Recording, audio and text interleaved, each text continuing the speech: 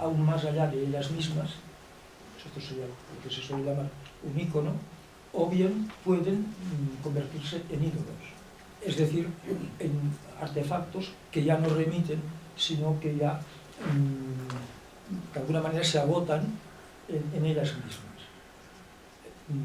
Hay un teólogo alemán, Tillich, no era judío, pero también tuvo que exiliarse en tiempos del nacionalsocialismo, que él habla de lo demoníaco y para Tasdemonische. ¿Y para qué es para Tillich lo demoníaco? Es aquel fragmento que puede ser excelente, que se presenta como absoluto. Cuando lo fragmentario, cuando lo parcial, cuando lo limitado tiene pretensiones de absoluto, eso es lo demoníaco. Si se quiere utilizar otro término, esto es lo idolátrico, ¿no? Por tanto, la idolatría también es una categoría humana, también una categoría antropológica, porque siempre estamos tentados de pasar de lo parcial a lo total. Siempre estamos dispuestos, si se quiere expresar de forma inversa, pasar de lo misterioso a lo problemático. Y esto suele acontecer con el trato con las personas, ¿no? Gabriel Marcel distingue muy bien entre misterio y problema. Lo que pasa es que la palabra misterio en nuestra cultura está absolutamente, al menos en España, degradado, ¿no? Pero lo misterio es lo indefinible, ¿no? Por tanto, cuando yo definir es acotar, es limitar, ¿no? Es aprehender, es comprender, ¿no? Todos estos verbos tienen un significado de limitación, ¿no? Incluso se pueden encontrar vinculados con la potestas, no con la autoridad, sino con la potestas, ¿no? Pues bien, Aarón es el representante de la imagen, que es la única forma de traducción de esa palabra. Entonces aquí hay una categoría antropológica muy interesante, que es la categoría traducción. Los seres humanos estamos siempre traduciendo y traduciéndonos, y por consiguiente estamos siempre tradicionando. Recuerdan que la forma italiana, traductor y traductor. Y consiguientemente, pues, para Moisés, al menos inicialmente, Aarón es un traidor. Pero al final de los dos actos que están musicados, porque el tercer acto no está musicado, les voy a leer, permitirán que la traducción es muy incorrecta, porque yo aquí tengo el texto en catalán y consiguientemente intentaré traducir directamente del alemán para que sea, aunque sea una traducción más pedestre, pero que sea más directa, ¿no? Al final del segundo acto, en el que Moisés, después de haber bajado de la montaña, de haber quebrado las tablas de la ley, por en medio hay toda la famosa escena del becerro de oro, ¿no? Moisés se da cuenta de que su sueño de esa palabra pura, de esta palabra sin interpretación, que es algo imposible. Es decir, que casi esa idea de Moisés y Aarón casi es el destino del ser humano, ¿no? Que se mueve entre digamos, lo lógico, ¿no? Yo no sé lo que se quiere por lógica, y lo mítico, es decir, entre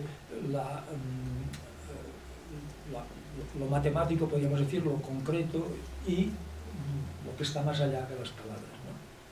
Yo, por ejemplo, defino, porque aquí tendríamos que entrar en la cuestión del símbolo, ¿no? Todo esto está fundamentado sobre símbolos y con la posible perversión del símbolo en signo, ¿no? O sea, el símbolo es símbolo porque se mantiene en el ámbito de la equivocidad, de la interpretación, ¿no? Cuando el signo es lo predado, ¿no? Lo que está. Un semáforo es un signo porque hay una convención con anterioridad, o circular por la derecha, por la izquierda, tantas otras cosas. Pues bien, Moisés se da cuenta de que su pretensión pues falla, ¿no? Y por eso dice que es la última intervención del acto segundo, con el que la ópera, tal como se representa, está configurada, ¿no? Dice Moisés, Dios irrepresentable, ¿no? Unvorstellbar, no puede representar. Pensamiento inexpresable, plurívoco, vieldeutiger Gedanke. ¿Conscientes esta explicación? ¿No? Pregunta a Dios. ¿Conscientes esta explicación? ¿No? Lässt du diese Auslegung zu? Se permite o es permitido, para traducirlo más claramente, que Aarón, mi boca, mein Mund, haga esta imagen, dieses Bild macht. Así pues, me he hecho una imagen falsa. Y aquí acentúa, no la frase, me he hecho una imagen falsa, sino me he hecho una imagen falsa. Como solo puede ser una imagen. Toda imagen es falsa. Pero puede ser totalmente falsa o relativamente falsa. Aquí están mis palabras. Eso es mi derrota.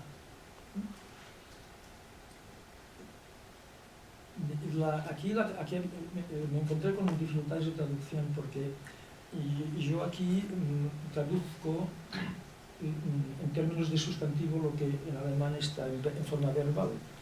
So bin ich geschlagen, ¿no? Así soy yo como destruido, ¿no? Como aniquilado, ¿no? Yo preferí, esto siempre es muy relativo, ¿no? Preferí traducir en lugar de en forma verbal, en forma de sustantivo, ¿no? Derrota, pero bueno, la cosa es esta, ¿no? O sea, Moisés es consciente de su derrota, de que su pretensión pues no puede tener, digamos, presencia, no puede realizarse, ¿no? Y continúa, así, so, esta partícula alemana que sale por todas partes, so, así, de esta manera, ¿no? Así, todo lo que he pensado era locura, Wahnsinn, locura, ¿no? Era perturbación, ¿no? En catalán hay una palabra que yo creo que, bueno, lo que pasa es que mi lengua materna es catalán, ¿no? Entonces siempre tengo dudas, ¿no? Yo en catalán traduje por follía, todo es follía, ¿no? Que es locura, pero una locura, diríamos, más intelectual, ¿no? Para llevar que aquí, digamos, es el intelectual solo como alusión, ¿no? Casi una alusión elusiva, ¿no? Una traducción en términos casi. Y todo eso no está permitido decirlo. Y entonces acá está la gran final, ¿no? O palabra, tu palabra, o Wort, du Wort, que me falta, que me ha fallado, ¿no? O Wort, du Wort, das mir fehlt. Das es neutro, Wort, mir es el dativo, fehlt, que me ha fallado, faltado, palabra, que me has faltado. Casi se puede decir que me has traicionado. Estuve a punto de traducir por traicionado, ¿no? Pero entonces tendría que haber añadido una nota que explicase la cosa. Entonces es muy importante la anotación teatral que hace Schoenberg. Cae Moisés desesperado a tierra, ¿no? Singt, verzweifelt zu Boden. Cae desesperado, se arroja desesperado al suelo. Bueno, yo creo que lo dejo aquí, ¿no? Entonces, el doctor nos instruirá sobre la cuestión musical, que yo creo que es lo importante.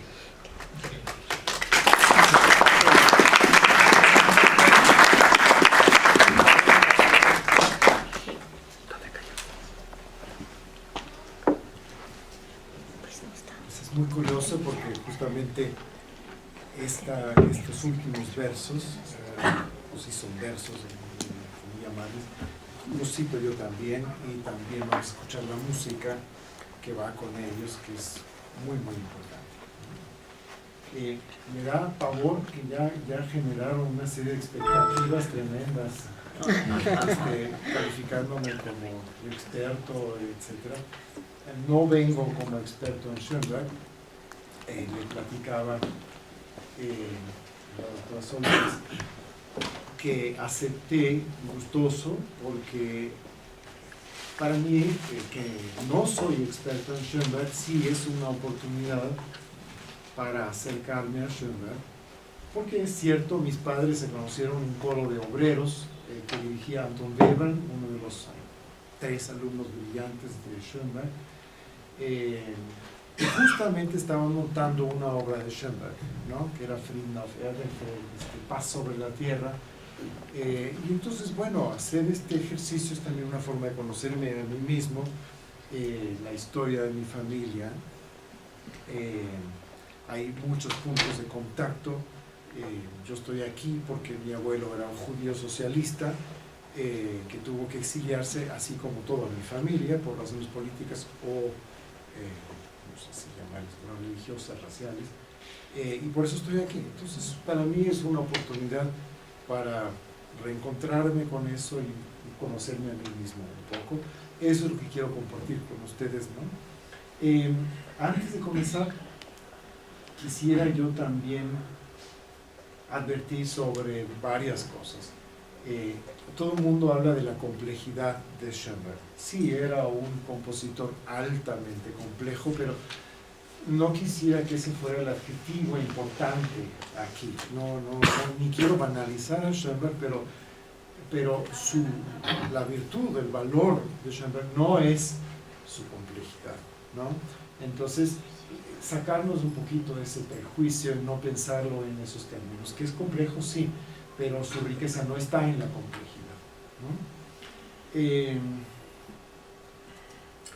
En ese sentido, también el otro reto es cómo definiste tú el público. Es decir, nosotros aquí no somos músicos, somos filósofos, etcétera, pero no somos músicos. Entonces, para mí, el reto es de cómo puedo yo comunicar información sobre Schoenberg sin utilizar tecnicismos, ¿no? Entonces, el reto es un poquito ese. No siempre lo logré, ya me dirán ustedes. El reto para mí es tratar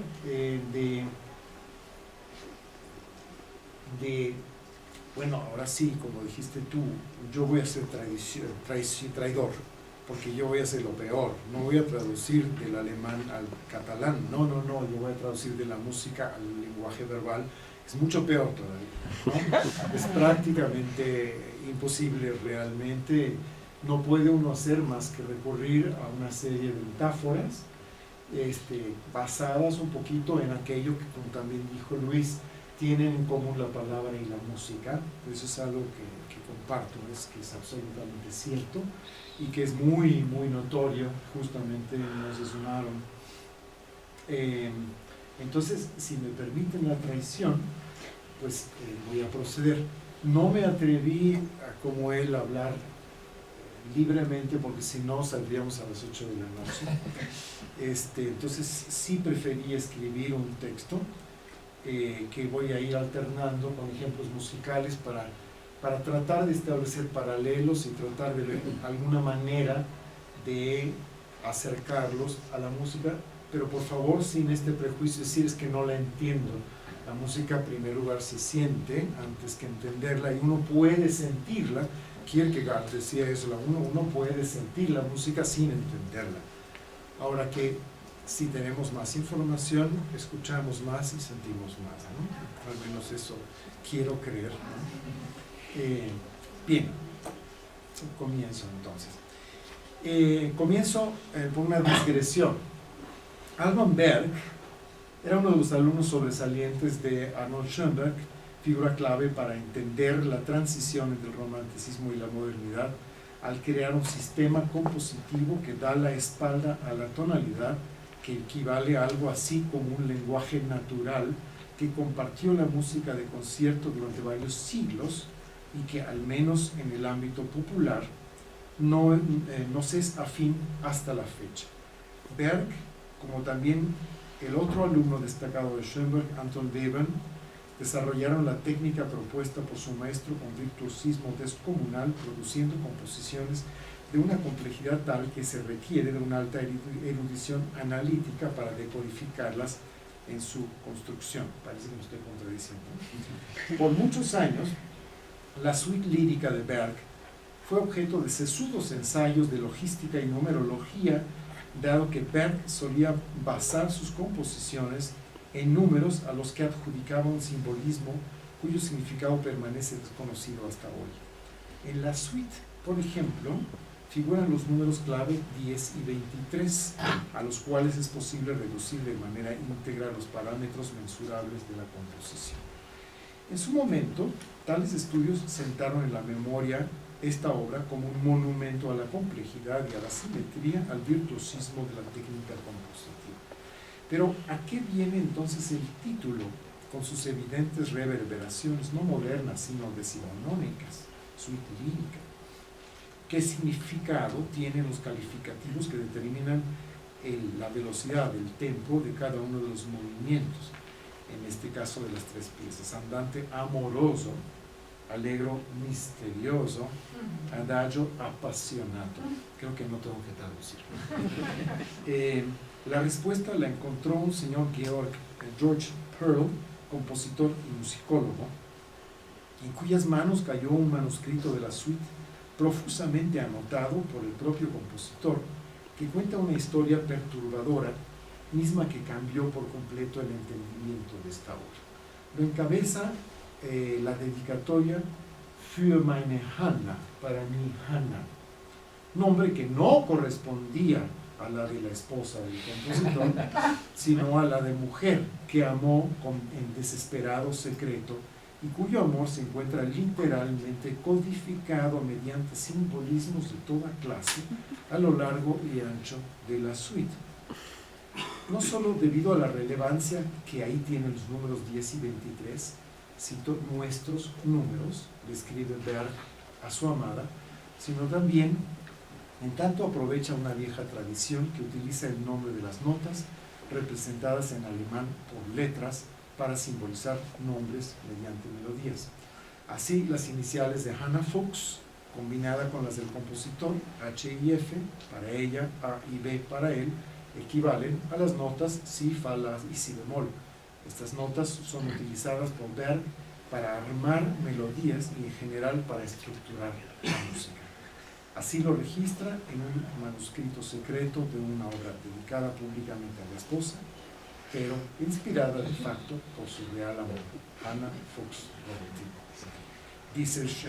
Dice Berg, nuestras iniciales, números y mucho más, todo referido a ti, está consignado en esta partitura.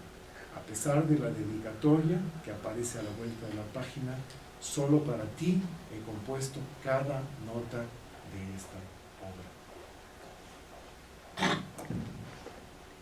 No hay en la suite lírica, dice Konstantin Floros, un solo motivo, tema, gesto, indicación de expresión, compás, ni una sola nota que no tiene un sentido semántico. Es interesante por qué lo mantuvo en secreto, no solamente porque era su affair, ¿no? Sino porque también tradicionalmente los compositores evitan explicar su música, ¿no? Pero ya veremos eso. A la luz de esta historia surgen para nosotros hoy día, esta mañana, preguntas inquietantes. ¿Cómo debemos escuchar la suite lírica, o en nuestro caso el Moses und Aaron? Como portento de la capacidad de abstracción de lo terrenal, del intento de transformarlo en un logos absoluto, o por lo contrario, develando el secreto tras la expresión de lo sensual, de emociones e incluso pasiones, de mitos. Tomé prestado tu concepto de logos y mitos. El conflicto entre representación y sublimación, como veremos, ocupa a Schoenberg a lo largo de su vida. Como judío, enemigo del emergente nazismo con su tendencia a la idolatría, y como compositor, enemigo del mitos representado por las convenciones musicales. Schoenberg estuvo siempre en búsqueda de la sublimación de lo terrenal, de una verdad ulterior, mediante una música pensada. Hoy en día le llaman a esto Nachgedachte Musik, la música pensada, que lo condujo a él y a sus seguidores a lo largo de la primera parte del siglo XX a un aislamiento creciente, similar, por cierto, al que se retrata en la figura de Moisés en la ópera que nos ocupa hoy. Basta, sin embargo, un recorrido a vuelo de pájaro por sus obras para concluir rápidamente que a Schoenberg ocupa mucho más que un interés por modernizar y emancipar el lenguaje de la música. Moses und Aaron es solo uno de múltiples ejemplos, pero interpretar el sentido de religión, filosofía y política en su música sin recurrir al soporte de las palabras e imágenes representa un problema, acaso insuperable. Como en la suite lírica, el pensamiento está simbólicamente codificado dentro del discurso musical, pero rara vez puede ser reconocido y decodificado. Y aun cuando se dispone de los códigos para hacerlo, como en el caso de la suite lírica, el resultado de la verbalización no deja de ser ambiguo y empobrecedor. Esto ha conducido a una musicología enfocada en el solo estudio de la forma, del lenguaje, que si bien no desconoce la posibilidad de un sentido más allá de estos, se declara incapaz de abordarlo y se restringe a solamente la descripción de la forma. Esto, que caracteriza realmente a la musicología hasta la fecha en muchos sentidos, provocó molestia en Schoenberg, lo cito: no puedo dejar de advertir en contra de la sobrevaloración del análisis musical, pues invariablemente conduce a lo que siempre combatí: el simple conocimiento de la factura de una obra, cuando siempre luché por promover el conocimiento de lo que la obra es, el conocimiento de su esencia significativa. Pues la forma, sugiere Schoenberg, no necesariamente conduce al contenido y mucho menos se restringe a la forma. La cita viene a cuento no solo porque se me ha pedido hablar de Schoenberg desde una perspectiva musical y no siempre caer, y no quisiera caer en los vicios que denuncia el propio compositor. El propósito, bastante osado, es tratar de especular sobre el ser de la ópera Moses und Aaron, sin atorarnos en la descripción de su arquitectura sonora o pretender que sus posibles significados se pueden reducir a esta. ¿Qué relación hay entre forma y sentido en la música? Schoenberg se inicia en la composición en un momento en el que el sistema tonal, esa gramática que con matices dominó la música occidental durante siglos y de la que se sirvieron miles de compositores, ha llegado a un grado de elaboración extremo, amenazando una funcionalidad ulterior. Y es en este sentido que sí es importante referirnos al lenguaje, porque en tanto busca hacer posible la expresión de ideas nuevas, debe reformularse. El proceso de emancipación de la tonalidad tiene todo que ver con la filosofía y experiencia vital de Schoenberg, como espero mostrar. Es en este sentido que quisiera abordar, así sea metafóricamente, el vínculo del lenguaje con el sentido musical y extramusical en Schoenberg. Moses und Aaron, a la cual me referiré en alemán para enfatizar las 12 notas, porque él le mochó una A a Aaron para que la suma fueran 12 notas, porque es una obra dodecafónica. Son estos juegos que son divertidos, pero en realidad no dicen nada, no importa, ¿no? Moses und Aaron es una de las obras técnica y estéticamente más sofisticadas del austriaco y está compuesta totalmente en dicho sistema. Al dodecafonismo lo componen las mismas 12 notas de la escala, pero, en palabras de su inventor, se trataba de un, cito, método de composición con 12 tonos que están relacionados solamente unos con otros, en donde ninguna nota o combinación armónica de notas tiene supremacía sobre otras, como sucede en el sistema tonal. Esta suerte de democratización del material sonoro es susceptible de una interpretación que va más allá de la música, aunque tal discusión excede el propósito que nos reúne aquí. Valga mencionar por el momento que guarda un paralelo significativo con una lucha que entonces compartían los modelos: la emancipación de la representación a favor de la abstracción. La elección de una gramática dodecafónica, en el caso de Schoenberg, tiene implicaciones semánticas, y por lo mismo me gustaría compartir con ustedes un ejemplo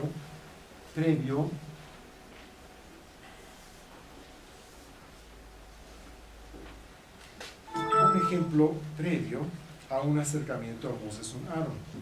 Se trata del segundo cuarteto de cuerdas, compuesto en 1908, es decir, mucho tiempo antes. La obra de Moses fue compuesto entre 1930 y 1932. Esto es 1908. Un ejemplo particularmente revelador porque sus 4 movimientos relatan precisamente el proceso de emancipación de la tonalidad, y además nos dan elementos más allá de la música que permiten especular sobre el cambio de gramática. El primer movimiento del cuarteto está escrito en lenguaje tonal, con una estructura correspondiente, es decir, música tradicional, romántica, siglo XIX. Escuchamos de partida un tema breve y enfático, podríamos llamar masculino, seguido por un contratema de carácter contrastante, más sentimental, lánguido, que podríamos llamar femenino. Espero que no me asesinen por esto. El tema, en una u otra expresión, es desarrollado mediante técnicas de variación, transformaciones morfológicas, alternancia entre las voces del cuarteto, aceleraciones, desaceleraciones, superposiciones, transitando por todos los estados de ánimo imaginables, para retornar finalmente a una suerte de calma con base en el material de inicio. Esta es la descripción del lenguaje tonal, con el que todavía vivimos día a día. Toda la música popular prácticamente es tonal. Cuando prendemos una computadora escuchamos signos, señales que son tonales, ¿no? Tenemos todo este esquema, ¿no? Un punto de partida del cual partimos para regresar a él. La cuestión cíclica, la simetría, como representación de un mundo presuntamente simétrico, ¿no? El ciclo normal y esperado en cualquier obra tonal. No vamos a tener imagen, y eso, qué bueno, porque entonces no nos podemos distraer en ese sentido. Vamos a ver si funciona esto. Voy a estar mostrando algunos fragmentos. A ver.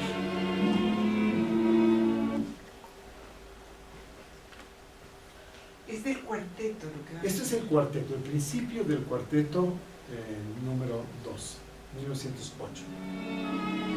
Tema.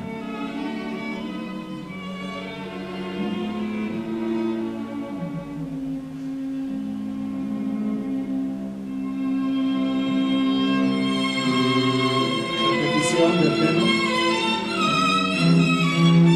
La mente variada. Esta es la otra melodía, la femenina, contra.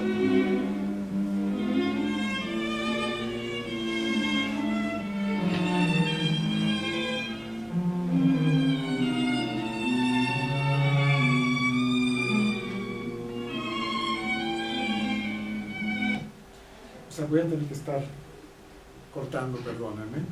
No sé si esto lo percibieron, es muy típico, esto es prácticamente el vínculo con Mozart, por ejemplo, está muy claro ahí, ¿no?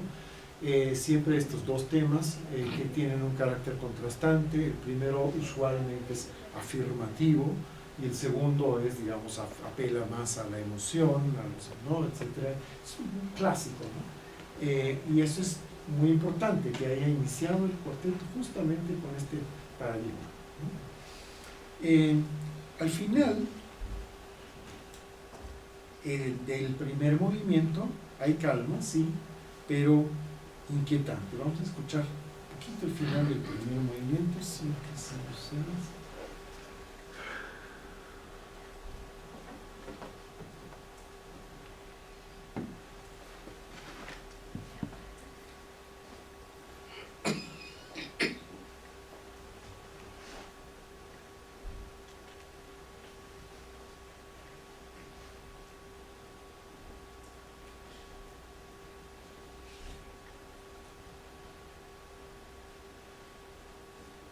Es que 7, 6, 6. Creo que es ahí más o menos.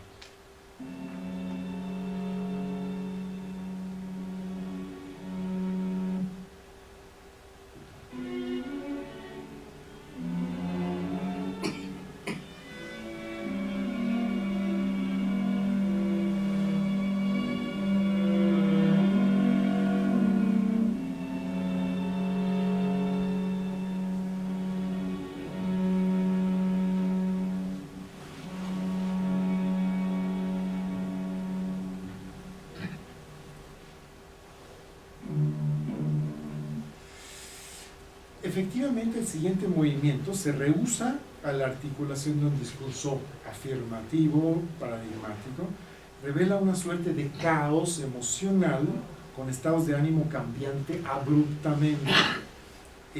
Que algo andaba mal lo ratifica Schoenberg con una breve cita a la mitad del movimiento.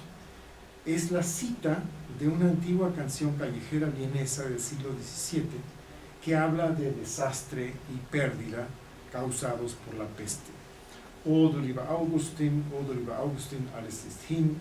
Oh, querido Agustín, todo se ha perdido el dinero e incluso el cuerpo mismo. Sin ropa y sin bastón yace muerto Agustín en el lodazal, y hasta la Viena Real ha muerto, como Agustín ha muerto. Lloren la tragedia conmigo. Vamos a escuchar un poquito una versión de esta canción popular para ver si después la reconocen dentro del poema. Vamos a ver.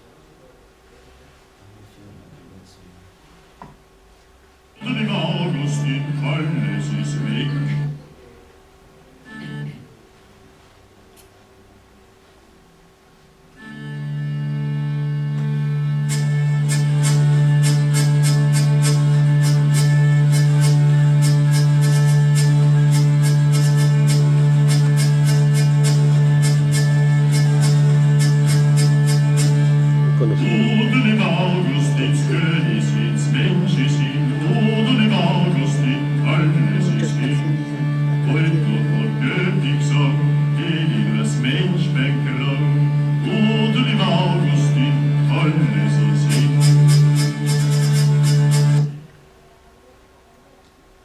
Entonces recuerden, pom, pom, pom, pim, pom, pom, pim, pom, pom.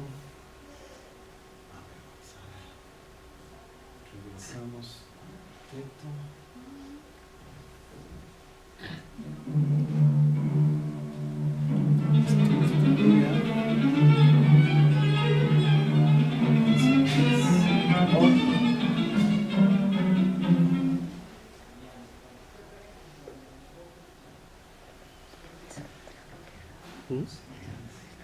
No, este es el cuarteto.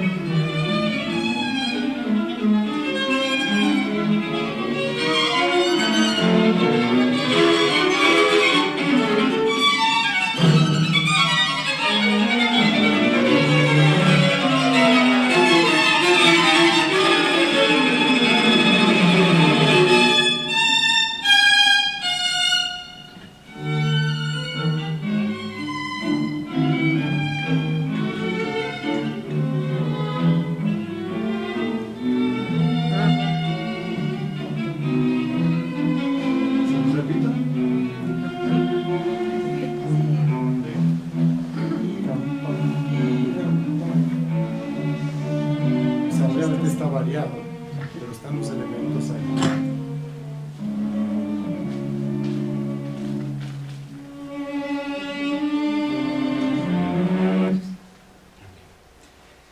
La cita de una melodía popular dentro del discurso, explotando su connotación social e histórica, es un mecanismo tradicional para aludir al mundo extramusical, para representar desde la música, pero limita la autonomía de la obra y con todo no deja de ser vaga en cuanto al significado que persigue.